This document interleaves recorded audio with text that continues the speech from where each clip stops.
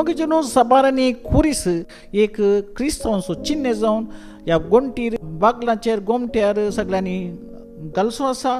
मग चिनू हे देवाचे उतर काल मागीर खंडीत ना कित्याक जेजू एक सांगू घाल्या कुर्सार मरों ना म्हाका तूं लॉग वूड म्हणटा रुखाच्या कुडक्यार तो मेल्लो अशें आलो अशें. आनी एक सांगचे जाल्यार आमी क्रिस्तांव म्हणून कुरीस करना आमी दाखयचें म्हणना कित्याक देवाचें उतर म्हणटा मातेवाच्या येवल्यान येद्यांत आमच्या फळांनी दुसरो लोकांक कळटले आमी क्रिस्तांव जावन आसा म्हणून. आनी पतंजनी उतर म्हणटा सोमी सोमी म्हणलो सरकार आसना म्हाका देवाचे उतरा काल जियेलो मात सरकार येता तुमी म्हाका इसर तर आमी कितें करचें आमच्या घरा कुरीस आमी कितें करचें मग ती तुमची खुशी जावन आसा. म्हाका देवाचें उगडेपणान लायला 23 वर्सां पयलीं हांवें तो काडलो आनी उलपयलो सकाळीं म्हणल्यार आसा प्रसिद्ला मरता आनी काल जाता हांव मरूं ना बगार ह्या उतरांत चड आनी चड वाडल्या आनी देवाच्या जन्म्यान म्हाका कृपेन म्हाका बांदलां.